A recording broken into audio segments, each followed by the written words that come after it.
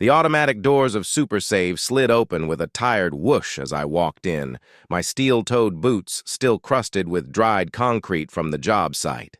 It was 8:30 on a Thursday night, and all I wanted was a cold bottle of water and maybe a protein bar before heading home to Riverside. The fluorescent lights above flickered faintly, bathing everything in that unforgiving greenish glow that made everyone look half sick.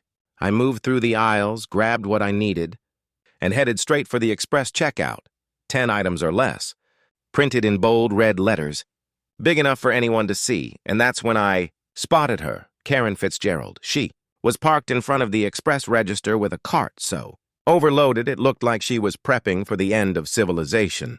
The teenage cashier, his name tag read Tyler, was nervously trying to reason with her, his voice trembling as he explained that the lane was for small purchases only. Karen wasn't having it. Her voice carried across the entire front of the store like a megaphone, proclaiming that her time was more valuable than everyone else's and that rules were for people who didn't matter. I stood behind her, clutching my 2 little items, watching the scene unfold like a bad sitcom. She looked every inch the stereotype, flawless blonde hair that probably cost a fortune, designer sunglasses perched on her head, despite it being dark outside, and a pristine tennis outfit that had definitely never seen a tennis court.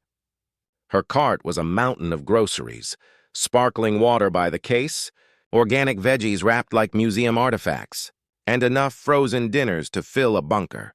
Poor Tyler tried again, nervously clearing his throat. "Ma'am, this is the express lane," but Karen cut him off mid-sentence. She launched into a speech about being a Platinum Rewards member who had shopped there for 15 years and therefore had earned the right to use whatever lane she pleased. Tyler looked like he was about to melt into the floor tiles. As she droned on about how the store should be grateful for her business, I decided enough was enough. Keeping my tone calm, I pointed out that 3 full-service registers were completely open and would probably ring her up faster. That's when she spun on me, so fast I half expected a sonic boom. Her eyes narrowed as they flicked over my dusty clothes, my worn boots, my calloused hands. Then came the condescending tone. "People in your tax bracket," she sneered, "wouldn't understand how busy someone like me is. I have a charity gala meeting at 9 o'clock. I don't have time to wait in line with common shoppers." I almost laughed at the absurdity of someone bragging about charity while being utterly selfish in real life. The line behind me was growing longer and tenser. An elderly man, clutching a loaf of bread and a carton of milk, sighed heavily.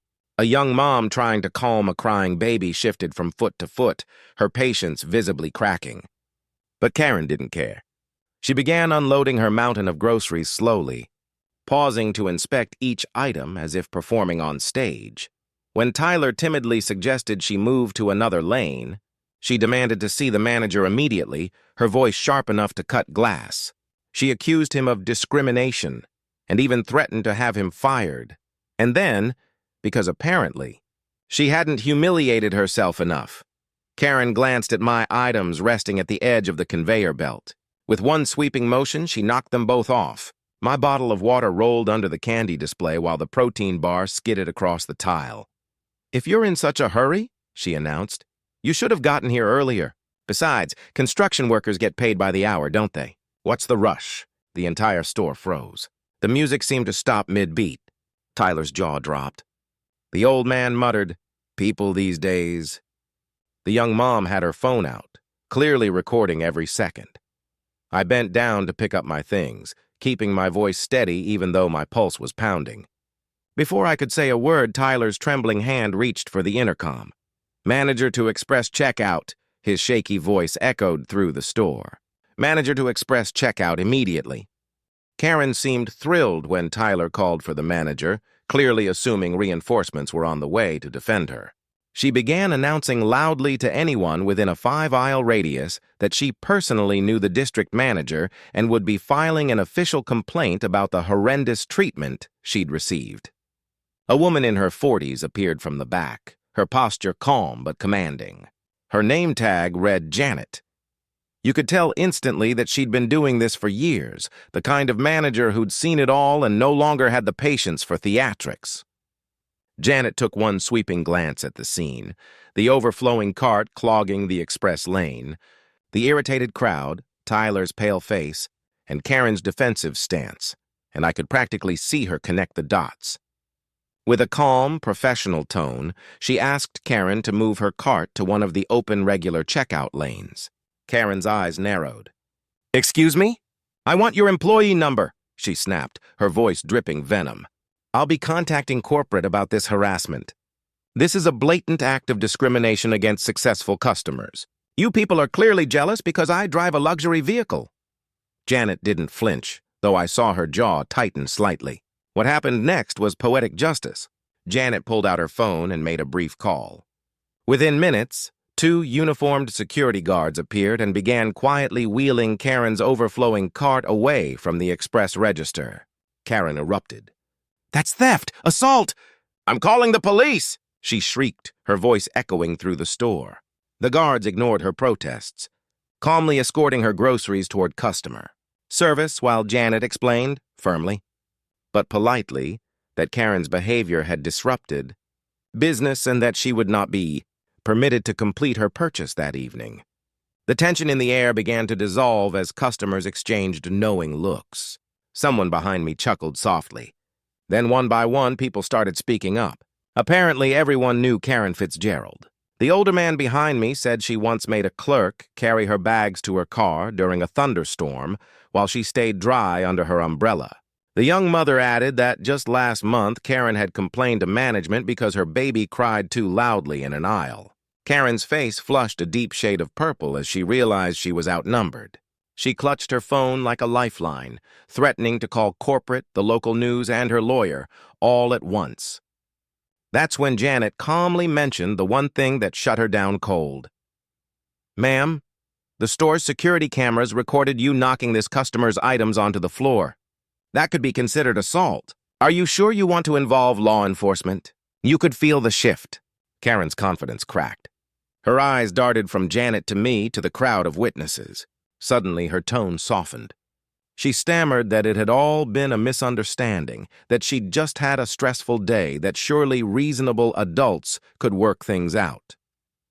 Janet didn't budge. "I'm afraid store policy requires that you leave," she said evenly. "You're banned from Super Save for 30 days. And with that, the guards escorted Karen toward the exit. On her way out, she tried to salvage a shred of dignity by announcing, "I'll be taking my considerable business elsewhere." The spontaneous round of applause that erupted nearly shook the walls. Even Tyler cracked a smile as the doors closed behind her. Through the front windows, we could see Karen outside in the parking lot. Pacing beside her gleaming SUV, phone pressed to her ear, gesturing wildly as if trying to convince someone that she'd been the victim. Tyler rang up my 2 items, visibly relieved. "Thanks for staying calm, sir," he said. I smiled. "You handled yourself like a pro, kid." I made sure to tell Janet the same before heading out.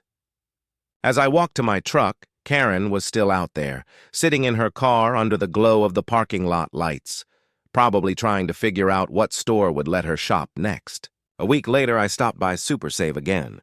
Tyler spotted me and immediately grinned. "You're gonna love this," he said. He told me that Karen had tried to get around her ban by sending her husband to do her shopping. But instead of arguing, the man had simply sighed with relief when Janet explained why his wife wasn't allowed back.